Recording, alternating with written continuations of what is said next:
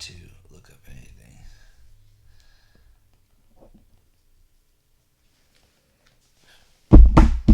Alright.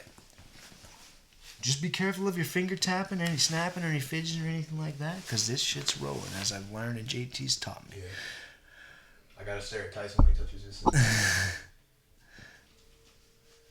Welcome to episode number 6 of the TLGMMA podcast.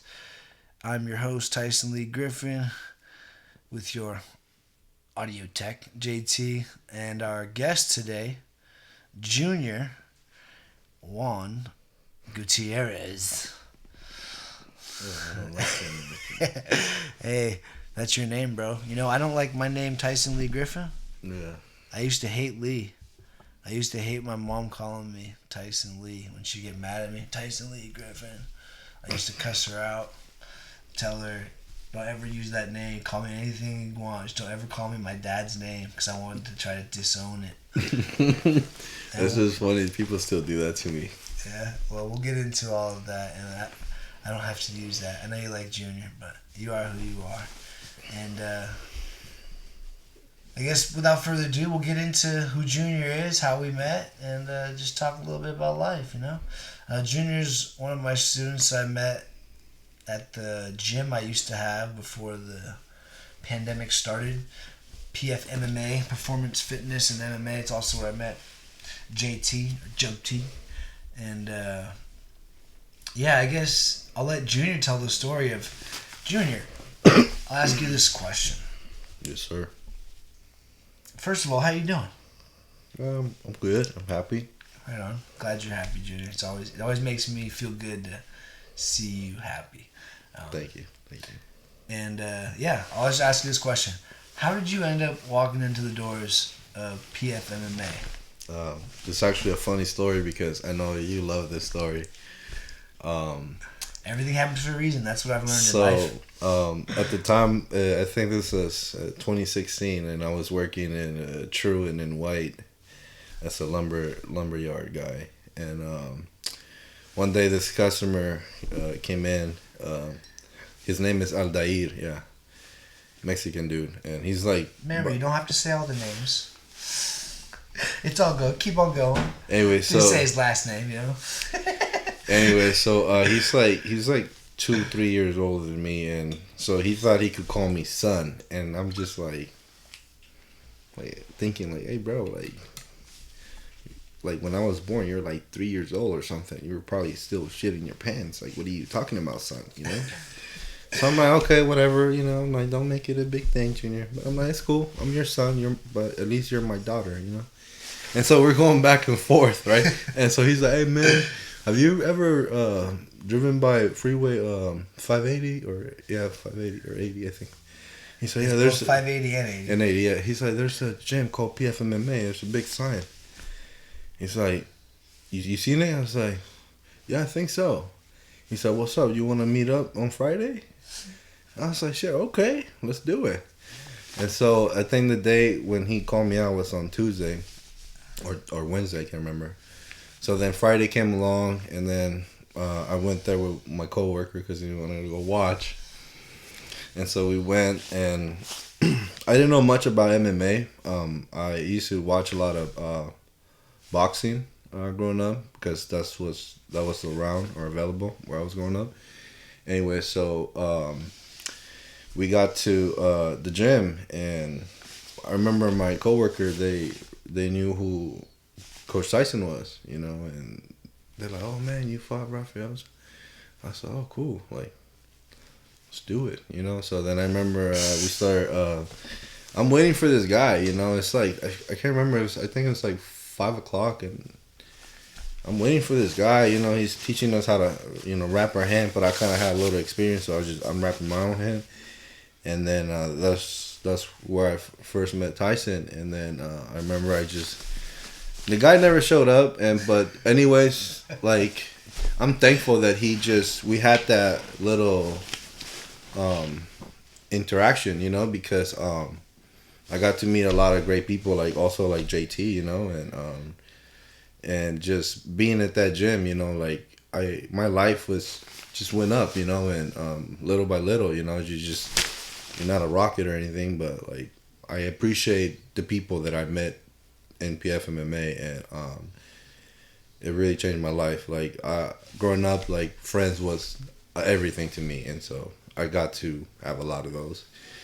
And I remember just when the class was over, you know, like I felt so like alive, you know. And at that time though, I was also very low in my life. Like I was drinking every day, and I was depressed. You know, I was homeless. I was living in my truck, smoking, and honestly, like I was literally like after work, I would literally just get on my truck, go to the liquor store, buy a bottle, buy some beers, and then smoke. And within an hour, I was gone. Just fall asleep, and then we'll wake up and go shower at the Planet Fitness, whatever. So you know, it's like that took me away from all that. After that, like going to PFMMA, and from there, it's just I loved it. Yeah, you know, I never knew about jiu-jitsu, never knew about Muay Thai, and you know, I just knew about boxing and you know a little bit of wrestling, and you know, just it was a good. It's a good interaction with him, you know. Thank you. And, Yeah, that's really cool, man. Thanks for sharing that story. It's definitely funny and interesting to hear how everybody gets into MMA and martial arts. I think everybody gets in for different reasons, and at the end of the day, I think everyone kind of stays for a similar reason. Is that they're finding that there's something about martial arts that just makes you feel alive, and there's a certain level of, to me, there's a certain level of honesty that comes from, and honesty and humility that comes from training martial arts, from doing striking and grappling and doing all the different arts, because it's so challenging and really checks your ego and tests your ego rather.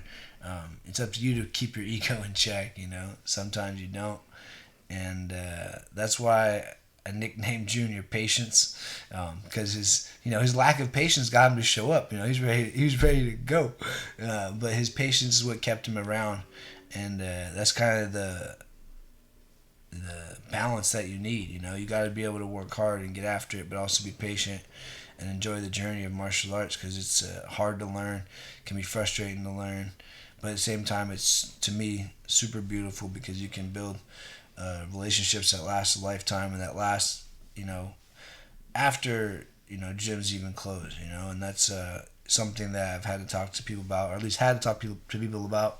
You know, they get sad about the gyms closing and stuff, and you know, it was definitely sad for me, but at the same time, it just is what it is, and all the connections are still there. You know, people can meet up and try to train other places, and like today, you know, me and JT and Felix and Junior was gonna meet up, but he's got a little knee issues working through. You know, we met up at Steadfast and trained over there, and yeah, just, you know, community-wise, it's cool to have those connections. Like, I met Caleb, you know, through wrestling in high school, and then he became a jiu-jitsu instructor at Guardian Gym, and they ended up closing, and he ended up opening up, you know, his gym, and PFMMA closed. So, you know, it's cool to be able to always have martial arts, and you know, when one thing closes, another thing opens, and that's sometimes the hard thing with life. And you know, when you're dealing with challenges, you know, like, you know, living in your truck, and you know, challenging relationships like with alcohol or whatever, you know, it's hard to let go of that. But if you do let go of that, that's when the change can happen. So, you know, if you're out there struggling or going through stuff, maybe try to find a martial arts gym, jiu-jitsu gym, kickboxing gym, MMA gym. Try to find a healthy community to help get you through it. You know, a lot of people think that they need to get themselves perfectly healthy before they join the gym. And that's not how it works. You know, the holistic approach, the truth is, you got to hit everything from both ends. You got to surround the dragon, as they say, and as I got taught. So, I like to say you can't be in drinking shape and fighting shape at the same time. So if you have challenges with other stuff, you know, unhealthy stuff, start going to the gym. Start training. I promise you, you will slowly be encouraged to put less crap inside of you, because then you'll be able to train better, you'll be able to feel better, and your lifestyle will just slowly shift. It's not something that does happen overnight. The decision can happen overnight. Someone can trigger you overnight, talk shit, get you to go to the gym. But it's the patience to really create lasting change inside the brain through what they call neuroplasticity. And that's the brain developing and creating new neurological connections. And I guess the scientific explanation of it is through the law of facilitation, where to share the definition is that anytime anytime an impulse passes over a given set of neurons, each time it does so with more frequency and with less resistance. So whatever you're doing is going to become ingrained even more and more and more. So it's also why you got to be careful going down those negative and dark paths. Is it kind of like muscle memory, but for the brain? Absolutely. Muscle memory, we'd really call it neuromuscular memory or neuromuscular conditioning, or building motor engrams inside the spinal cord. And that's a deeper level, deeper explanation. But we'll move on from that. But yeah, to me, that's the cool part about how we met and the martial arts journey. And ironically, we have a lot in common. And something for me that was important about meeting Junior, for me at that time in my life, I was actually in a down, depressed place. I didn't actually want to be a gym owner. I didn't want to be a coach. I was recovering from nerve damage on my own. I was dealing with a lot of my own stuff. But I had refused to go down that alcohol path. I had actually, honestly, thought about isolating myself and disappearing off into the mountains. Thought about disappearing off in the ocean in my boat. Thought about doing a lot of things that would lead to me being by myself, because I had convinced myself that I had hated people and that people were no good to be around. But because I'm me and I believe in challenging myself, I said, you know what? I guess I'm going to challenge myself to be around people, coach people, help people. And because of that, I was lucky enough to meet Junior and help Junior. And I didn't know that martial arts was going to be able to help other people. And that was, to me, the blessing in disguise around committing to coaching and helping other people and transitioning over from being a selfish fighter to learning how to actually help other people. And you actually learn more when you're teaching as well. So anybody out there who's having a challenging time, wanting to share, don't be scared, man. You're gonna learn more while you teach too. So it goes both ways. You can teach and fight and do both at the same time. But a lot of things that we have in common, actually. We both had childhood surgery. I thought that was pretty interesting. We both had challenging relationship with our parents. Both, again, challenging relationship with, unhealthy relationships, alcohol and other things and whatnot. So, when we talk enough to every individual, we can find that we have a lot of things in common. And to me, that's something that takes patience. You know what I'm saying? And it can be really hard with family, especially the family that maybe we had the challenging relationship with, and we don't realize it. But that's also a lot of our conditioning with the rest of the world out there. So I know Junior's had some other stuff going on in his life. Are there other things that you feel like I've helped you with, throughout your time when you're at PFMA, or even recently, or just in general? Anything that you feel like sharing, that you feel like you've helped, or that I've helped you sort of grow and work through and overcome? I would say a lot of things, like especially right now with I love this one where Maybe like top 3. Go ahead. Okay, this is the one I really love. Was not just point out the negative, but also point out the positive to people, because I used to always just say, hey, this person did this to me, or this person did that to me. But it also built me as a person who I am today. So that's one of the things that I really appreciate that you taught me. And I always keep that now in mind all the time. Yeah, for sure. It's hard to remember that there's always an opposite. We have really good stuff happen, you got to remember there could be a little bit of negative in there too. So don't get so attached to the positive, right? Because then you get crashed down when you see the negative. And don't get so attached to the negative because you get brought down. It'll be hard to see the positive. So, again, trying to find that middle path. And that's something that I had to really learn about relationship with my father because my father wasn't around at all growing up. So, yeah, it's something that was challenging for me to really look at, man, without my dad being there, I guess I wouldn't have become the person that I became. I wouldn't have had the mindset of I'm willing to do anything to protect, myself, my friends, my family, because, I learned pretty quick that there's nobody there to protect me and there's no big bad dad to call to save me. So I got to figure out how to get home on my own in this Bay Area. It ain't the friendliest of places. Again, go on. Maybe what's another thing you think I've helped you with? Another thing you helped me with, we went back to my nickname being Patience. Learning how to have patience. I remember it was the first time I was with the speed bag. In my junior, you have to have technique. You have to you can't rush it. You just can't do everything at once, and one day be a master. And that's why you taught me to have patience because nothing can just be done overnight. Everything it's a work in progress, and slowly but surely, you get to your goals or whatever goals that you put yourself to. So patience. And the speed bag takes rhythm and timing for sure, right? And and this is also something, it's not just patience in life.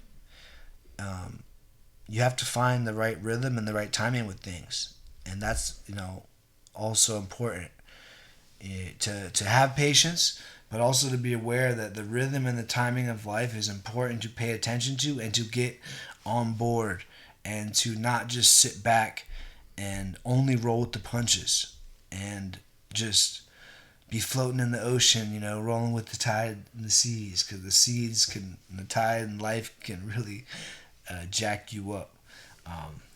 There's one more. You said top 3. Go ahead. Well, I don't say it's a top 3, but it's like most things. There is no best. Yeah, there's no worst. But this there's one, 3 of them. I would say this one by far is one of the top ones because, I remember at the time I was injured on my left ankle and I was at home, just collecting unemployment. That was during COVID that I got injured, and I remember Coach Tyson called me on the phone and. I wasn't really looking for a job, but he was thinking about me. He's like, man, this is gonna be a good place for Junior. And so he called me. He's like, hey man, do you want a job? I was like, hey man, I don't know. I'm collecting unemployment, getting free money. So I'm like, yeah, I don't know. He's like, Junior, do you want a job? Yes or no? All right, I'll go check it out. So because of me having that job, I'm able to now have my own place and drive a car. I had a difficulty, with my car before, so now I'm able to have my own car and my own place, and Coach Tyson helped me with a lot of things, and now I'm able to host with no problem without asking, landlords or anything. Hey, it's my own place. I like to host for the fights, hang out with my friends, and I'm very grateful that he was thinking about me, and I've been there ever since, since I got the job, and thank you for that, Coach. You're welcome. No problem. And that's actually exactly what I was thinking about when I was talking about the rhythm and the timing of life. Something I was actually thinking about in the back of my mind, but I didn't want to bust Junior out on that. But that was a time of his life where, the whole pandemic thing had happened. I was unfortunately, furloughed at the place I was working. I had just got hired at the UFC gym, then got canned. Furloughed means fired. Just a fancy term. It's a corporate term for meaning you're temporarily fired, and if we like you, we might try to bring you back. They never called me back. But anyway, long story short, my good friend Brian from high school, one of my best friends growing up, his company that he was working for was a cannabis, company, distribution warehouse, and they weren't even growing at the time actually. But maybe they just started growing actually. They had one room they were growing. But yeah, they needed employees to get over there, so I was over there. I had a couple other people that I got over there, whatever. But yeah, it was the perfect timing for him to get in, to be honest. And Junior had actually previously complained to me about not feeling good and not just feeling like life was going in a good way. And maybe he didn't remember that, when I had told him about the job, because change can be scary, man.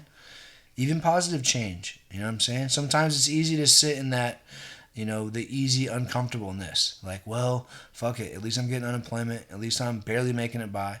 At least life ain't completely terrible. It isn't, fuck it. I've been through worse growing up. Like, kind of a mentality type of thing.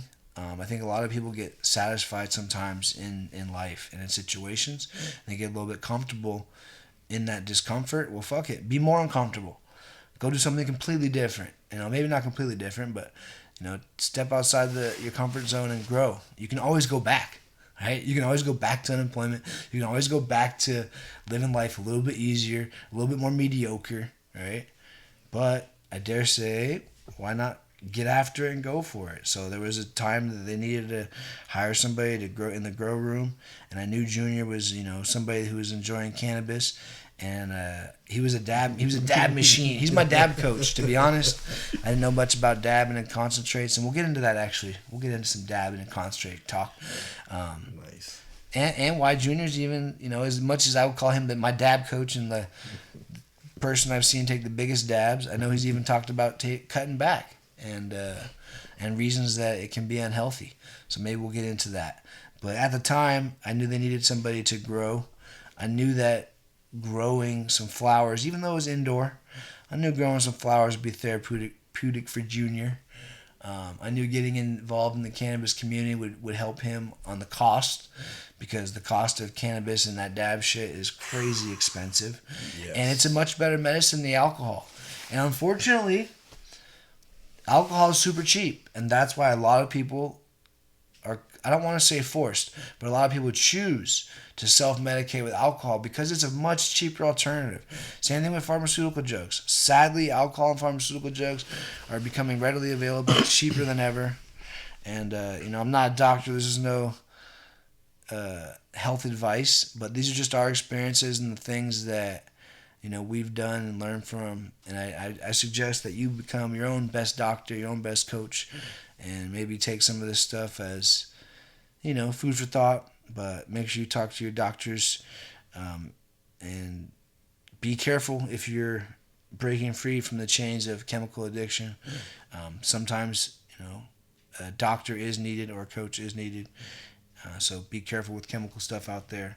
But yes, cannabis can be used, if done responsibly. It can be used to break free from unhealthy relationships, addiction, etc. I've done it myself. I was fortunate enough to actually see and witness a program. I can't actually remember it, but you can look it up on the computer. There's actually a holistic sobriety program that allows their patients to use cannabis. The only thing they're allowed to use is cannabis at the place, breaking free from really, really challenging things that are out there now. Things like alcohol, fentanyl, fucking heroin. There's so much crazy strong stuff out there, worse than alcohol. So cannabis can be good, but it's super expensive.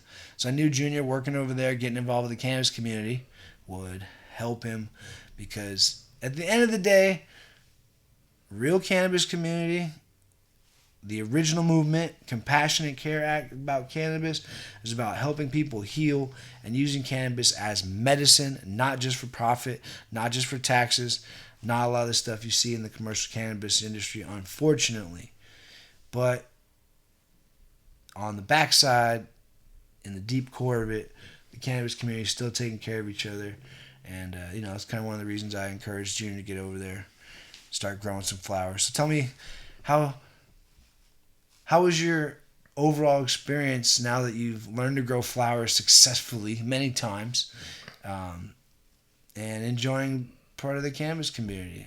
Tell me about it. Tell me if you learned anything from Mother Nature or Mother Marijuana. Well, I really couldn't say I learned stuff. I mean, I guess I did, but She's not teaching you patience? That you gotta watch the flowers fucking grow? I get okay. See, now I gotta cue him. I don't really have to cue him. I'm not gonna say anything else. But that's the one thing I was hoping it was gonna teach us at. He's like, no, fuck patience. I'm gonna grow these flowers. I'm gonna get them moving. We're gonna do it again. No, well, okay, so yeah, learning how to. I have to work with a time. I'm in charge of working with like 7 to like 11 ladies, and have to, kind of telling me you need to do this, you need to do that. So yeah, patience for sure, but there's, I learned that there's a lot to it, and there, to put in all this time, I was like, wow, so this is how like my dad is kind of like made, because it has to grow onto, from a little seed to a plant, but we always get clones. We never really get them into seed, but we start with baby clones. And then I learned that, I thought that they always have to stay in the same room, but we have, we have 3 rooms, 2 rooms are flower rooms and 1 room is a veg room. And we transfer them from the veg room to the flower room. So normally, make sure you don't give up any trade secrets now. Yes, sir. But anyway. You know what I'm saying? I don't want to get you fired.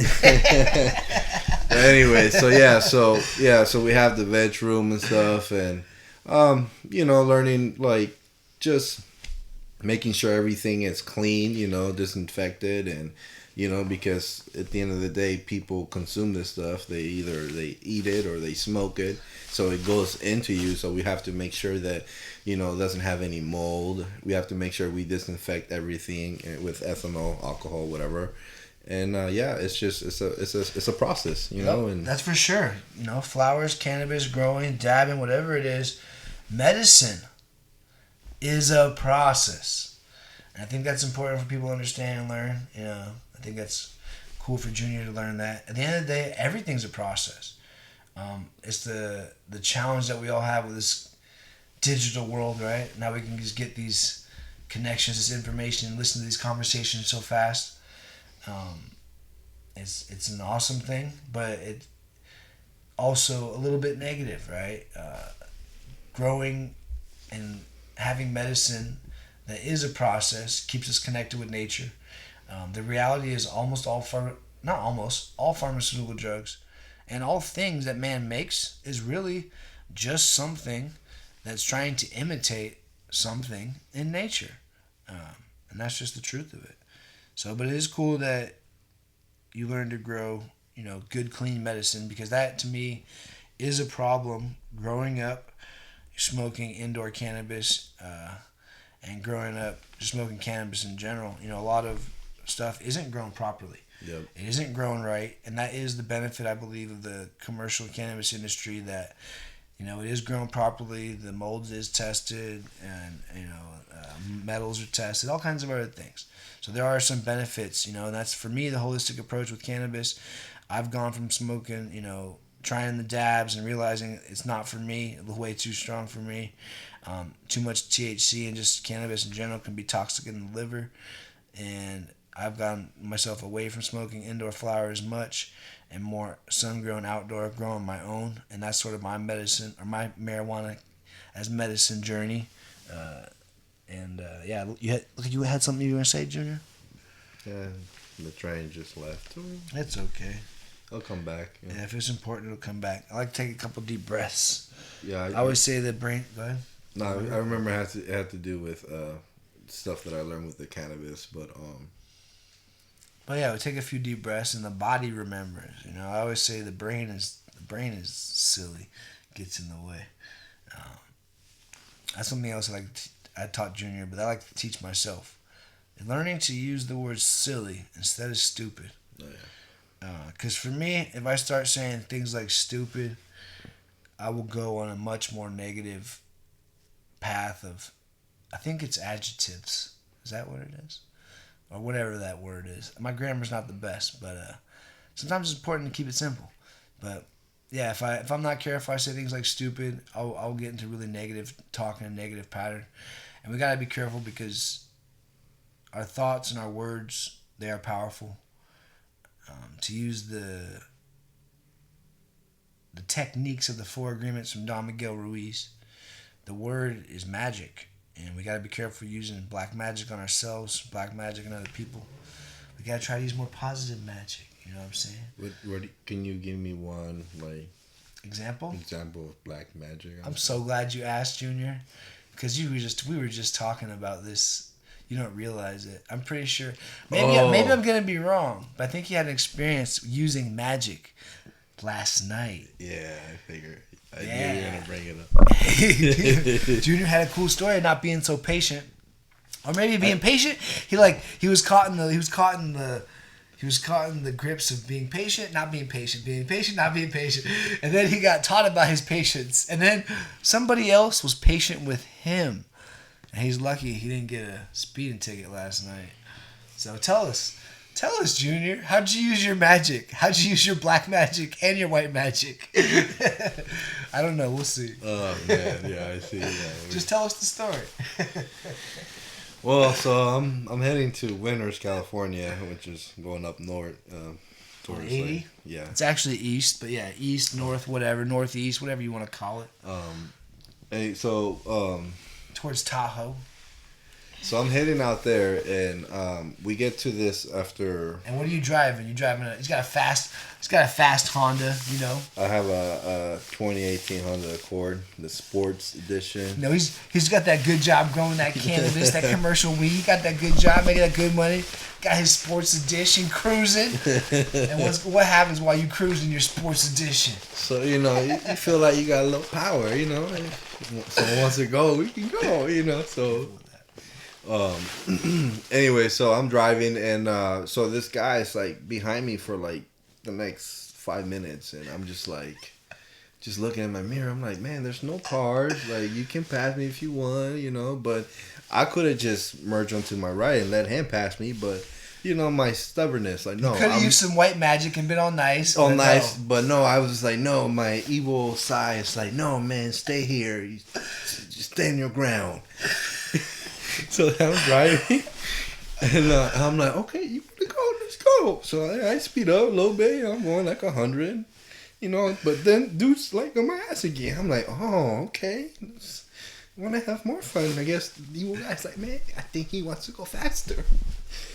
But the good guy's like, man, we talked about this earlier before we left the house. Do not speed. Junior right now, if you're not aware, he's talking about the angel and the devil on your shoulders. I tried to teach you before that, like, you gotta be careful listening to one or the other too much, So anyway, go ahead. So then, the little evil. But devil. he was saying though, he was talking with the angel earlier about how we're not supposed to speed. Yeah. You're driving out here, it's hot territory. There's cops looking for speeding and shit. You should drive slow. Anyway, go ahead. Anyway, so the good little angel, you can't hear him no more. This one is. Other guy's shouting, he loud, so I'm like, okay, man, you really wanna go? So then at this point, I literally just put on the pedal, just on the gas, and I just took off. And I'm like, yeah, I'm going like 110, 120. I'm like, yeah. And then I just see his light blur.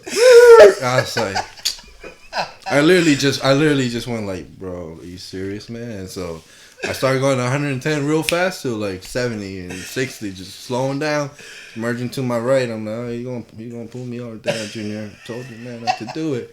Man, but I was already like so mad disappointed in myself because I told myself, don't do it.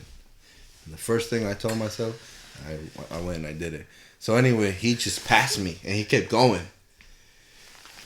And I was like, you need to shut the fuck up.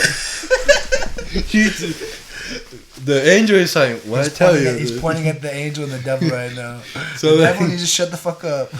So now the good angel's like, what I tell you? So now I'm driving 65, 70 the whole time.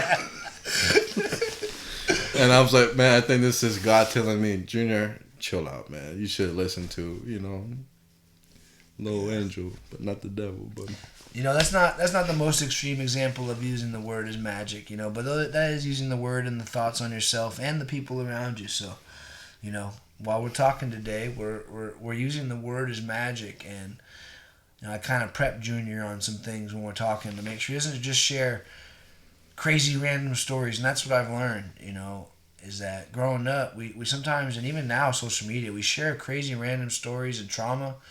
and we constantly passing trauma on to each other, and we don't realize it. Sharing stories is important. It's part of healing. It's part of growing. But we got to make sure we're sharing stories that have lessons behind them, and not just sharing, crazy entertainment like you see on movies. Today movies, they just seem like they're crazy entertainment. And they don't really have a lesson or a message or a real like myth that they're telling you. And that's what we have to really pay attention to, is what myths are we living out.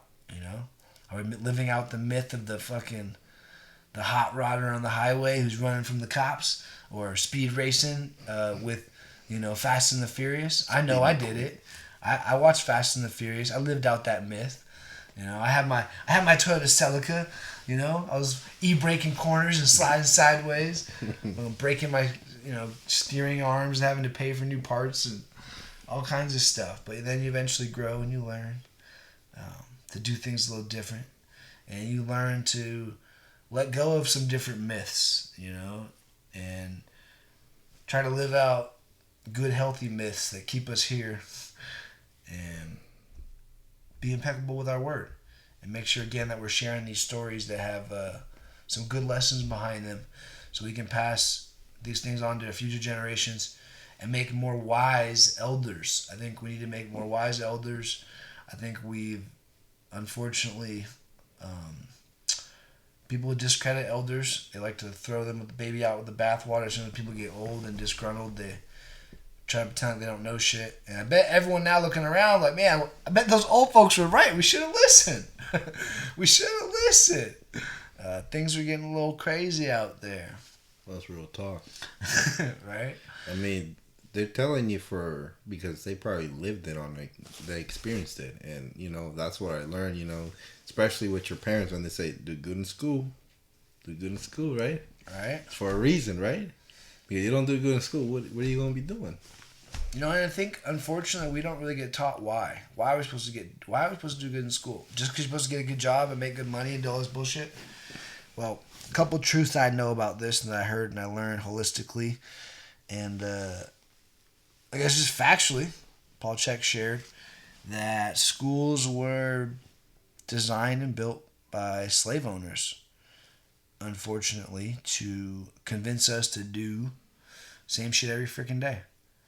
And a lot of us don't realize it, but we're conditioned for it, to live out that myth. And I'll speak for myself. I know Junior has a similar mentality of this. We both believe in working our asses off and working hard. I had a job when I was in high school, working out on Mare Island, so I could have some money and do the things I wanted to do. My friends were partying and drinking. I'd drink and party with them a little bit during the week, and then I'd get up and have to go work. I was working my ass off, and not scared of hard work, not scared to be tough. Can't break me. We don't shy away from hard work. Can't shy away from hard work. All the sayings, which is true. You want to build yourself up.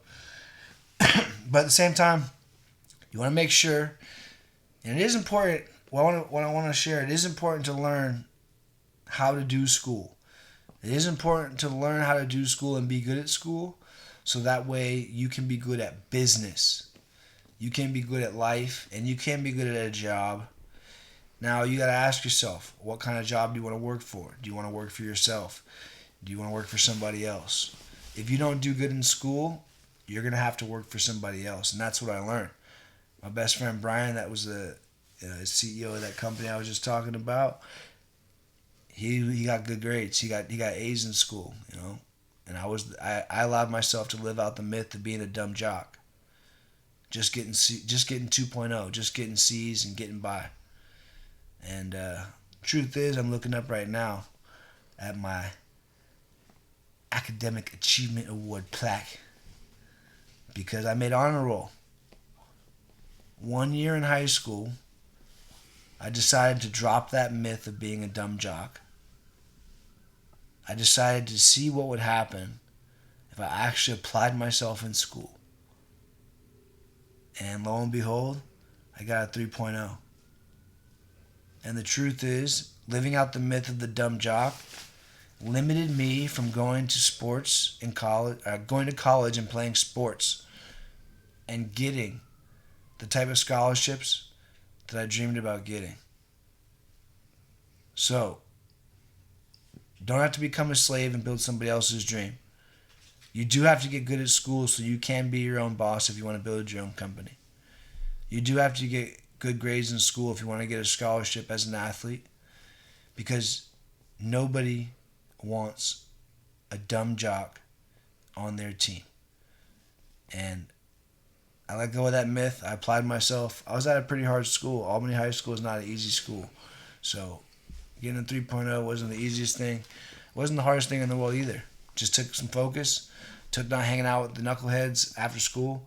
Took focus on getting my work done. And, if you apply yourself, as Jocko Willink says, discipline equals freedom. He's got a book out there and all kinds of stuff if you need help with that. Or if you want a holistic approach, you can always hit me up. And if you don't have your dream that you're focused on building, you will be building somebody else's. And I dare say it's okay. If you're out there working for somebody else and building somebody else's dream, that is absolutely okay. You have to start somewhere. I started somewhere else too. I started working out in Mare Island at a steel blasting company, blasting and painting company, breathing in all kinds of toxins. I even had some good old nasty blast steel get in my eye and had to have the emergency work crew come out and clean my eyes out. OSHA, that's who it was. And come out and clean my eyes out and all kinds of stuff. But I learned, you know what? Yeah, working hard and deal with chemicals and all that stuff, not for me. Let me move on. And so you can move on and get better. And it can be scary to let go of old jobs. I know a lot of people get comfortable in whatever job they're at, making whatever money they're making, but they're complaining. So you get comfortable complaining? That's not me. You got to do something about it. If you're complaining, you got to listen to yourself. And that's something that, again, when Junior was complaining, I said, hey, man, you're going to keep getting on the complain train? I didn't really say it, but in my mind, I'm like, you're going to be on that fucking complain train and just expect me to keep listening? Or you want to take advantage of this opportunity, this new job, and move in a new direction? And he took advantage of that. And so if you're out there working for somebody else, ain't nothing wrong with that. Get good at working for somebody else. It can be a way to sharpen up your school skills if you didn't do so good in school. It's never too late to get good at life, to get good at paperwork or whatever these corporations need you to do. UFC Gym had me doing all kinds of shit, taking all kinds of online quizzes, passing certifications that I didn't even believe in, but I did it, and I learned how to learn, and now I can do whatever the hell I want with my life, like making this podcast. And now Junior can too. And if you're out there, you can too. Never too old to learn. You're never too old to learn. And that's one of the things that I actually am really grateful for my mom. As much as it was hard for me growing up to see my mom in prison, as much as it was hard for me to get on planes and travel to visit my mom as a young kid. It was really confusing. Like, why do I have to get on a plane to go visit my mom? Like, this is kind of weird, But she turned her life around. And at 30-something years old, she went to college. She got a college degree. She turned her life around. At one point, I had a secretary. She's like, I can't believe this, guys. I have a secretary. Like, you can go from any walk of life, any place in life, get a college degree, and literally have a secretary one day.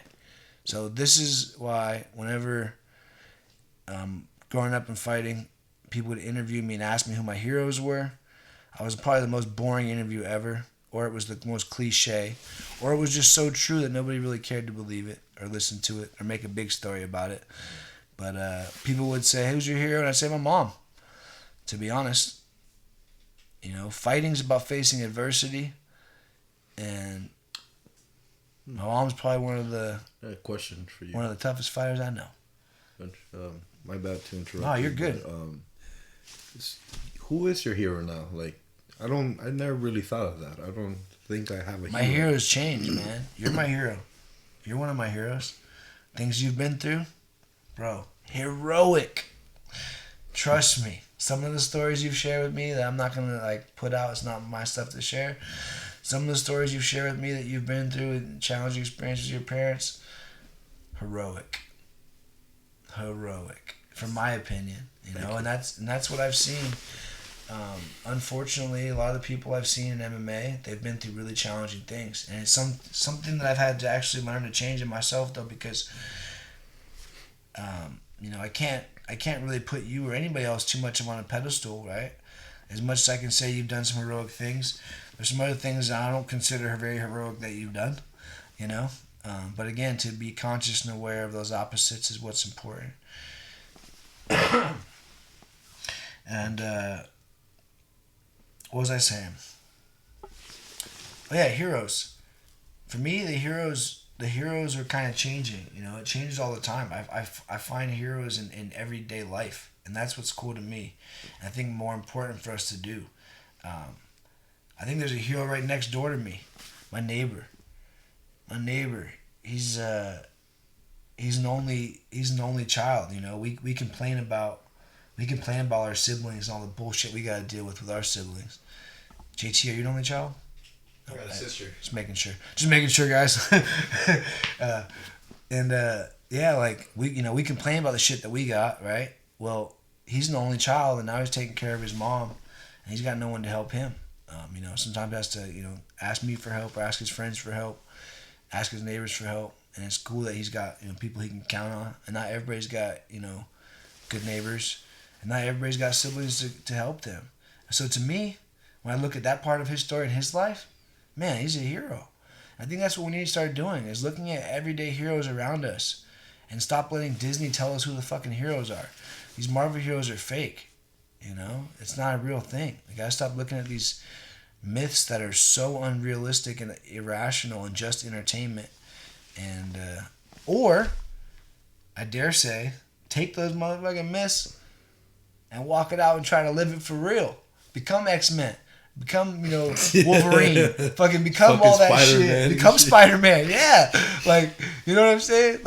Or maybe try to pivot and become like a realistic version of it, right? Maybe a human version of it where, you don't become so disconnected from reality that you think you're Spider-Man or Wolverine. But you can do Wolverine-like acts, right? We can heal from amazing shit. Me and Junior both had childhood surgeries. We've both had crazy injuries after. I had his jaw wired shut. I had my neck, my nerve damage and my neck cut open. We can be Wolverine in ways, right? But we're not actually Wolverine. We're more of a human process of growing like the cannabis, right? Yeah, you said process. Yeah, it takes time. like Wolverine nature. is instant. Yeah, that's not real life, But there is a process of healing. Healing is a process, and takes some time, takes some work. But yeah, some other myths. Oh, Spider-Man, right? Fuck, you can become parkour. You can fucking run and flip and jump and do all kinds of crazy things. You can swing in the jungle like Tarzan or like Spider-Man. But you can't actually shoot the freaking web out there. And, we don't want anybody getting hurt. So. Not yet. Yeah, not yet, right? Not yet, right? Well, yeah. You know something I don't know, JT? Right? You know some type of spider or something? Right?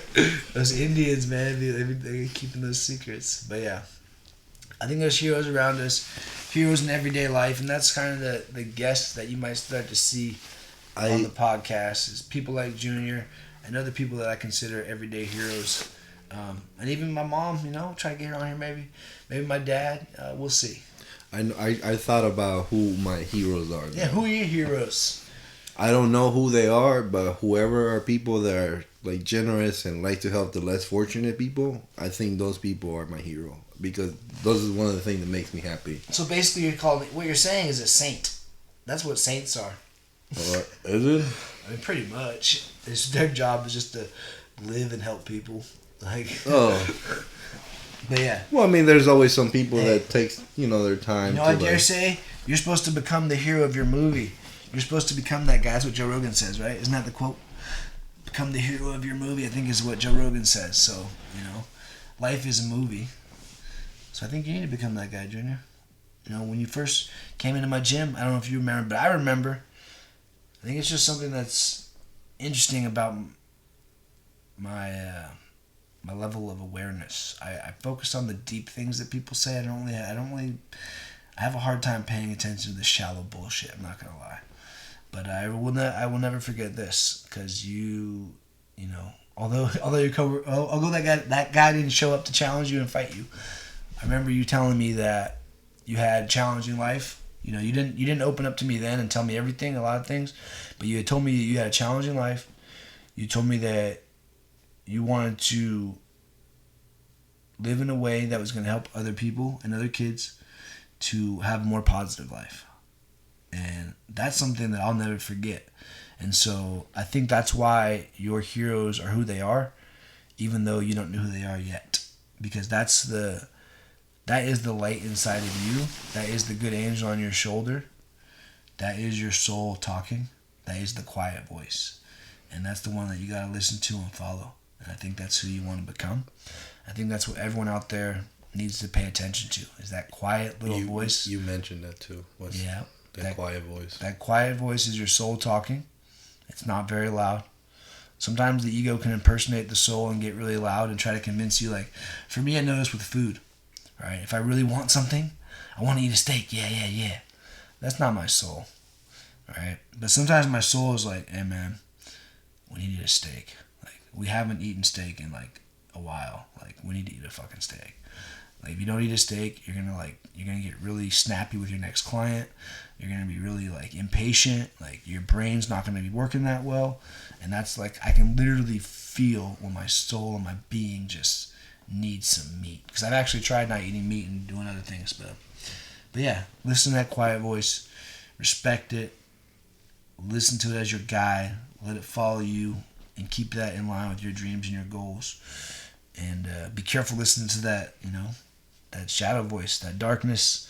There can be some good that comes out of it. Like accepting challenges and showing up at gyms. But you got to be careful doing it too much and letting it go down the wrong path. Yes, sir. I guess with that said, do you have any dreams or goals for your future that you're working on? Yeah, actually, well, I have a dream. I guess it's a dream and goal, more of a goal is to buy a house. I want to buy a house. I don't know when. Like what's his name? Moreno said, maybe not today, maybe not tomorrow, maybe not next month, but one day. Yep. And one maybe day not that today. is. Yep, I like that. That is my goal, my dream, is to buy a house, because I want to have actually a place where I can actually call home. And when I die or whatever, when I leave, I want to make sure at least my kids have something, So I like that. It's a really good goal. It's a really good dream. I think a lot of people, need more simple dreams like that are more connected to family. And, family, generation, rituals, tradition. Things like creating a happy, healing home. I think a lot of us grew up in some chaotic environments. And even right now is a chaotic freaking time. And people need to try to create healing space and a healing home. That's kind of what I've tried to do with myself here at my place. Create a nice, healthy, healing space. Try to invite others and bring more people in. And I guess I'll share. I've been fortunate enough that I have a property that might even make a bigger, more healing space off grid somewhere. Do some camping and healing in the mountains if anyone's down. So yeah, I totally agree with that goal. I'd say that's my goal for my future as well. Working on getting my life towards buying a house, buying some property, whatever, building for my family, for my future. So like you said, when you leave, you can leave something for your kids. I think that's a pretty good goal. Like you say, growing up in a chaotic household, whatever, like I just want to envision, like, I'm going to eventually have my own family, and I want to make sure that whatever I learned from my parents, to actually do it and actually follow through with what I learned, not just follow their patterns. Mm-hmm. Because say, oh, this is how I grew up, doesn't mean my son or my daughter has to grow up the same way, and I feel that big part of me is all about family and friend, because at the end of the day, that's all you're gonna have. It's the people around you. Yeah, for sure. I agree 100%. 100%. Family and friends is the most important thing, and I wish somebody would taught me that when I was younger. To be honest, I really do. I really wish, and maybe they were, but maybe I was just having a hard time listening because of my challenging experiences with people. At the end of the day, I do remember when I was quote unquote the most financially successful I've ever been, and I had like all this stuff. I was probably the most unhappy I ever was because I didn't have those deeper connections with family and friends. I was living in Vegas away from my family and friends, and my funnest times were after my fights and coming back home and just hanging out with my family and friends and not thinking about fighting or training or anything like that. So definitely think that other people out there need to ask themselves what's really important to them now. Who do you really want to be around right now? Or who do you not want to be around? Who do you think's unhealthy? Who feels like that devil on your shoulder? But also, how can we reconnect? How can we maybe influence that relationship different? We can reconnect. We're at the end of the day, 50% of every relationship is on us. We're 50% of it. So that's why it's important for us to get healthy and clean our bodies up, clean our mind up, clean our spirits up, and show up and do our best. If you want a simple guidebook, I would say Don Miguel Ruiz, 4 Agreements. It's like basically a guide, just personal freedom, using the 4 Agreements. I might have talked about it before, I can't remember, but I'll just drop them again. The short list, 4 Agreements. Don't make assumptions. Don't take things personal. My favorite one. Be impeccable with your word, and always do your best. And you gotta be careful being too extreme with them. So Don Miguel Ruiz had to write another book called Critical Thinking, the 5th Agreement, I believe. I didn't read that book, but I did read the 4 Agreements. I've applied them in my life, and I've seen them work, and it's challenging work to challenge yourself, to think differently, be differently. And I dare say it's what the world needs right now.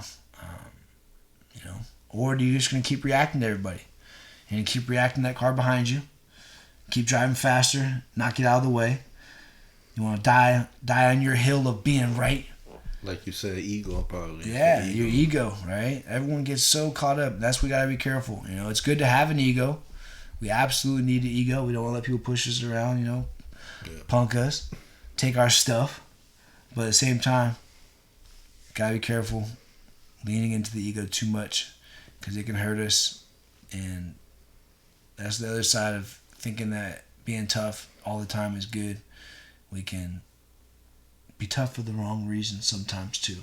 That's why it's important to reflect, have a little medication time, a little cannabis time. For me, marijuana is good medicine for reflection and looking at your life and relationships and situations, how you reacted or responded in them. If you want to do the same thing next time, maybe next time someone gets behind you and you can just get out of the way. What I've learned is, if someone's driving crazy on the road, because I used to drive crazy as fuck for no reason, right? My older brother. Still do. Still do.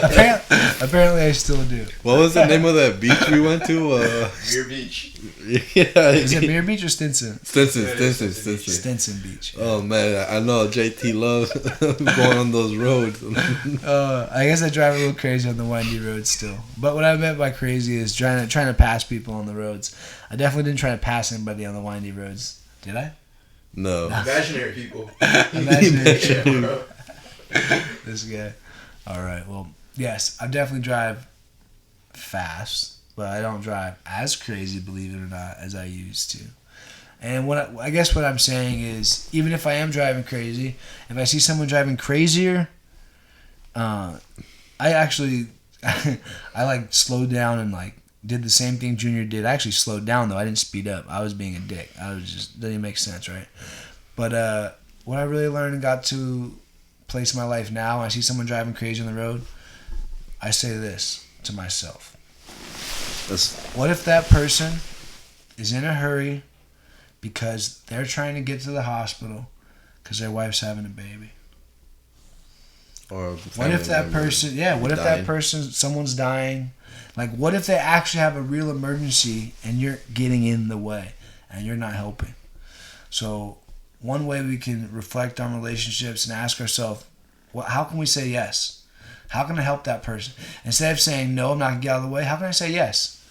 Right?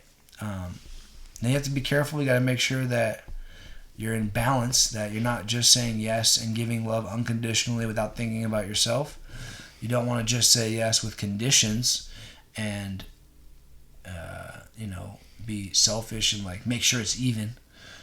And you want to try to love from a place of empathy and compassion, meaning you're taking yourself into account as well as taking the other person into account and saying yes, right? I learned this a long time ago when I first started studying meditation.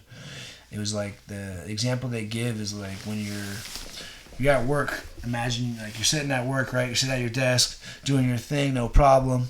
And all of a sudden you see your boss walking down the hall towards you, right? And you're like, oh shit, no, oh no, oh no. Here comes my boss, oh no, oh no, oh no, right? So instead of saying, oh no, and bringing this negative energy to the relationship and situation, how can you say yes, right? Oh, yes, here comes my boss.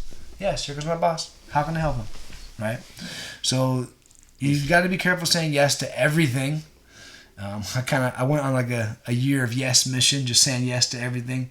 Ended up traveling a lot, doing a lot of things, but was tired as fuck, right? So you got to be careful saying yes to everything. But yeah, how can we say yes and help each other from a place of empathy and compassion? Putting ourselves first, using that mindset of like the airplane. The mask comes down, put your mask on first, then help other people. So yes, boss is coming. I got my shit taken care of. How can I help them, right? Someone asshole's behind me driving crazy on the road. Oh, how can I get out of the way? And how can I be a good citizen? Yeah. I'll just share right now a really crazy story that's... I need to hit the bathroom. Go ahead, hit the bathroom, man. I'm going to share this story right now on one of the motivating stories on why I believe we need to really eliminate alcohol from the world, and why I believe that alcohol attributes to a lot of abuse, violence, and even specifically domestic violence and things like suicide and or murder-suicide. This is a story that stems from the dawn of the pandemic. When the pandemic first started and I had first started working at that cannabis warehouse I was talking about that I got Junior working at. And I was driving home from work, and I dare say right now this is not going to be a very pretty story. So if you don't want to get traumatized by some not so fun things, I can't really say there's an awesome lesson other than that we need to get alcohol and all this crap off and we need to bring love back in more so now than ever. And if you're in a domestic violence situation, you got to get out as fast as possible. Straight up, I was driving home, and all of a sudden I look up in my rearview mirror, and there's just flashing lights everywhere. Cops. Someone's driving crazy. It's a high-speed chase. Like, I look up, I'm literally like, holy shit, high-speed chase, right? Of course, I get a little materialistic with it. I'm thinking, let me grab my phone. I want to make a story. I want to add it on my gram, right? And then I start recording, and then right as soon as I seen this guy, I stopped recording because I could just tell the energy. Something told me something was different about the situation. So I'm driving. The high speed chase kind of literally goes around me. If you're familiar with 580 and 80 coming from Oakland, you go through the maze, all that traffic there, and then around Albany, it splits and it's, the maze, it goes down into one, and then it splits back again, 580 and 80. And a lot of the cars saw the high-speed chase, myself included. We had all kind of gone over to the right side, and the van, it was an Astro van, a white Astro van. I'll never forget it. The white Astro van. These things that you see with your eyes are much more memorable than your phone. I promise you. You take pictures of things, you don't really remember it. But when you see things with your eyes and let it soak in, you remember it forever. And I look over at this Astro van. He tried to do a little deke. He tried to fake like he was going towards 580 to the right, and then cut over to the left, and did it in a way that cops literally were kind of going around me. And I look and I seen this guy, and he's white knuckled, leaning forward in the van, and I just knew. I looked at him.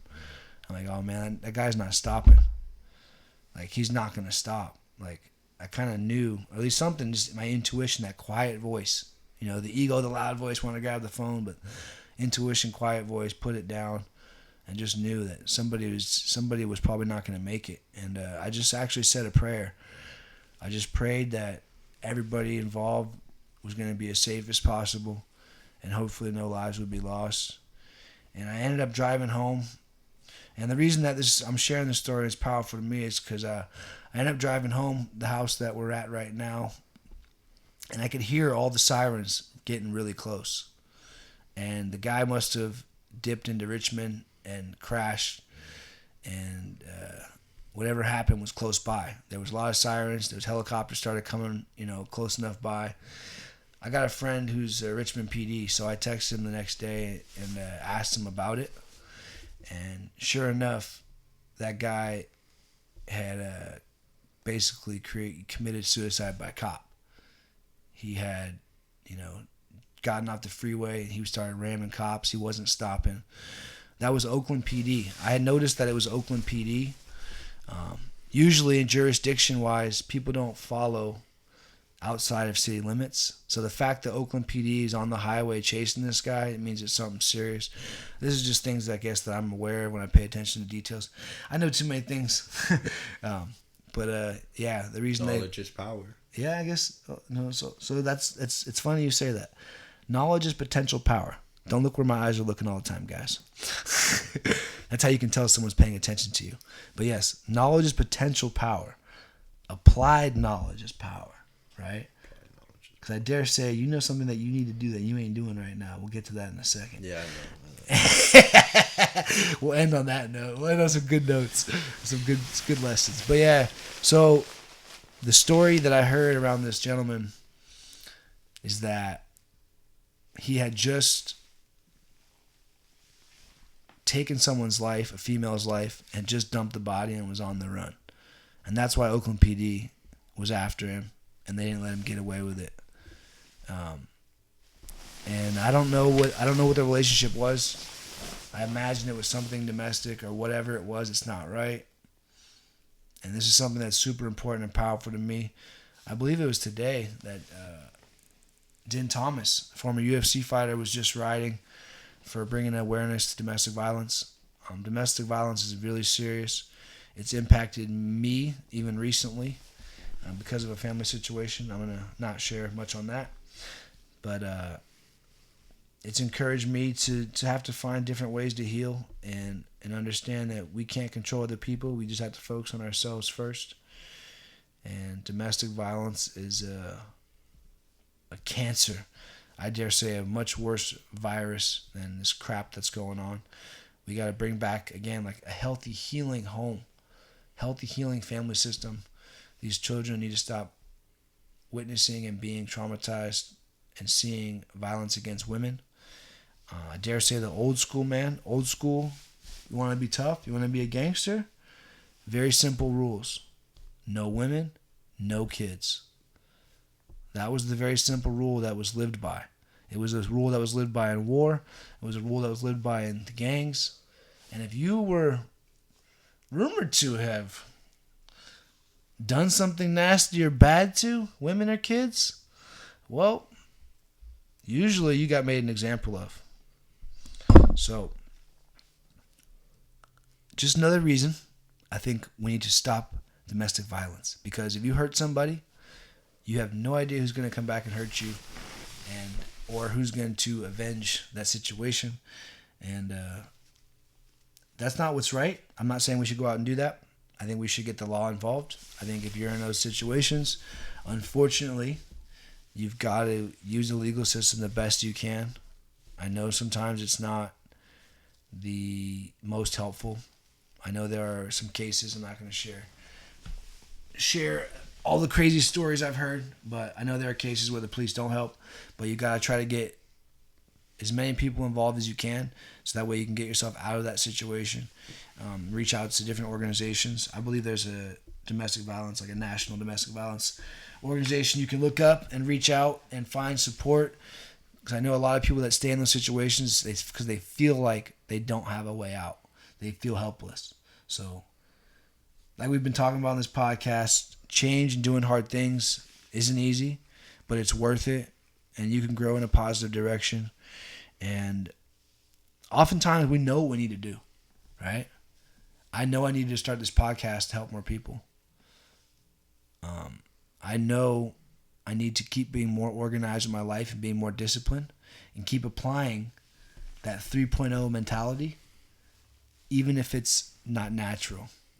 Even if the universe loves to embrace my dumb jockness and loves to label me an MMA fighter. You know, I am me. I get to be who I want to be. It doesn't have to be what society paints onto me, even if that's who I was before. So no matter where you're at in life, you can change, you can grow. Use the ABCs of change and move in the direction that you want. And I know Junior has something that he knows he needs to do. He calls it being the bigger man. And that's something that we need to do in life, you know. Unfortunately, as wounded children or wounded warriors in our teenage years, or even wounded adults in our adult years, it can be hard to be the bigger person, to embrace love again, to reconnect and re-engage challenging relationships, and try to do the right thing. Or always do your best, right? Again, back to those 4 agreements. So, you got anything else you want to talk about and share, Junior? I did. Well, I'll actually wait till the last part. Oh, this is the last part. This is the last We're part? the last part. You can share whatever you want. So, you know, for people, for whoever's listening, you know, I believe in, like, giving back, you know, to the community or to the less fortunate. So, you know, if you out there and listening to this, like, I encourage you to, you know, maybe help people, you know, maybe, like, it doesn't have to be money, you know, it could be, like, an apple, banana, you know, sandwich or something, water. But, you know, like, sometimes I you know, we see it out here in the streets, you know, and you know, we're all human. We're all, you know, we should have compassion about these people, you know, the less fortunate. Because, you know, sometimes I talked to Coach Tyson about this, and he said that sometimes maybe I see myself in them because I used to be in their situation, and, you know, it hurts. You know, I feel hurt sometimes, even though I don't know them, but I feel hurt. And for those people that like to help those people less fortunate, like, I want to say thank you from the bottom of my heart, even though I don't know you, but just thank you, and, you know, keep up fighting the good fight. You know, don't ever stop. If you're being bullied, you know, whatever, just know that, you know, it's gonna be okay. You know, nothing in life is gonna be easy, but you can never give up either. You're gonna be alive tomorrow, and tomorrow's gonna be a new day, and that's what I learned, to be grateful about living every day now. I am thankful. I'm grateful for my situation now. Before, I remember I would tell Coach Tyson, hey man, like, I have all these friends that would say, hey man, I'm thankful for waking up another day. I'm like, how come I can't ever feel this? And now I do, and now I understand. You know, when you think negative shit does happen to you. When you think positive shit does happen. And I guess it's the law of attraction. You know, I guess it is true. Maybe, you know, it makes pain you comes think. from our perspective. You know, if we focus on a painful perspective, yeah, we're gonna feel the painful emotions That painful perspective creates painful stories, creates painful meanings. And that's the reality. So, and unfortunately, we go through painful stuff. We do have to acknowledge it. You have to acknowledge some of the pain you've been through to get over it, to heal from it. You know, you can't be completely denying it, saying you're tough. You don't want to deny and repress, you know, the painful shit. But at some point, you got to try to find the positive again, because it's there too. You know, and that's the both, like you talked about earlier. Yep. Seeing the negative and the positive sometimes. That's the hard part. And to finish it off, yes, like you said, Coach Tyson, one day I will be the bigger person. I guess it's taking time, but you know, I guess all I can say is I'm just trying to do it a day at a time. You know. Hey, everything takes time, and what I want to share right now, because he doesn't have to share exactly, but this is what it comes down to. When it comes to healing, sometimes we can when it comes down to trauma and challenging relationships or situations, like things that we want to heal and overcome from, we can, once we feel like we're grounded, we're safe, we're, you know, in a good, strong place, we can revisit these traumatic experiences and we can try to find a new perspective, right?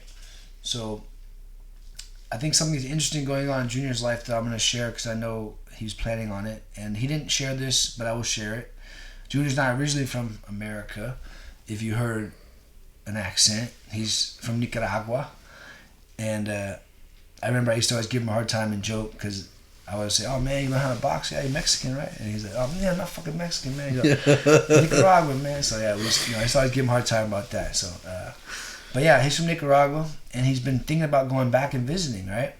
So I know he's told me a lot of crazy, challenging experiences that he had growing up in Nicaragua. But if he can go back and revisit all those places now as an adult and look at them from a new perspective, and yeah, and maybe it sucked, it wasn't fun and perfect, but see that, man, now he's an American, you know, got to come back here and like find that new perspective, then, you know, life does change, you know, things do feel more blessings. And that's something that I had the opportunity, I didn't really choose to, but just happened. Like I said, life took me on my path, and I ended up opening up a gym right back in the Bay Area, right back where I grew up, right back where I experienced some trauma, right back, you know, with my family and my friends and all this crap and all this beauty, all right? And that's one thing that you can challenge yourself with. You know, once you think you're enlightened and you've healed, you know, you can revisit those challenging places and see what's going on there. And you never know what's going to happen. Or knowing that you have to deal with that, you can go in and deal with those challenging things. But everybody has a threshold. And that's what it comes to with healing. Junior's got his threshold with certain things. He's ready to go back to Nicaragua. You know, other things are going to take other time. That's fine. And that's the same thing for me. Certain relationship situations, I need to take space and time from sometimes and re-engage when I'm feeling comfortable and feeling safe and ready to come back from a place of love. So if you're out there healing, understand it does take time, and if you're not ready for certain things, be patient. But if you feel like you're kind of ready and that quiet voice is saying and urging you to do it, then maybe go do it. Maybe it's time now. Maybe you're ready. But if the quiet voice says nope, not right now, one day, then also listen to that. And that's the hard part. That's where you got to be your own best coach. If you need me to help you, coach you, then I'd be happy to help coach you holistically. Do anything natural is what holistically means. And also using a multiple disciplinary approach. So if you have other doctors, other practitioners, therapists, etc., happy to work with everybody to help you move in the direction of your goals and dreams. And if you're interested, you can reach out to me, email me. My email is tyson@tysongriffin.com, tyson@tysongriffin.com, or send me a text directly, 702-521-7971. Please, only serious inquiries only. Again, free consultation. Learn how to work towards your goals and dreams holistically, looking at nutrition, lifestyle, and many other factors. You got anything else you want to say, Junior, before we get out of here? Yeah, you just reminded me about the trip to Nicaragua. Like, I did mention that, you're also welcome to go on this trip. We don't have to, good thing, pay for, a place to stay because I have family out there, so that's really good. If everything's right, thank you for the invitation.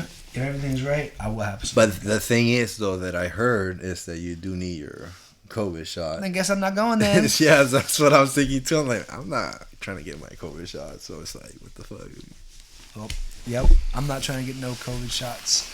I'm not trying to get no vaccine shots. And I guess that sounds like an interesting topic to maybe get into next time. Maybe next time we'll have Junior on. We'll talk about vaccines or not getting vaccine shots, because that's something that we agree on as well. And so I guess that's it for me. But for those again that are listening, thank you for your time and appreciate it. Thank you. Yes, everybody, appreciate you listening. And if you think this episode or any episodes have helped you, the best way you can show some support is to share it with somebody else. Send it to somebody else. Tell somebody else.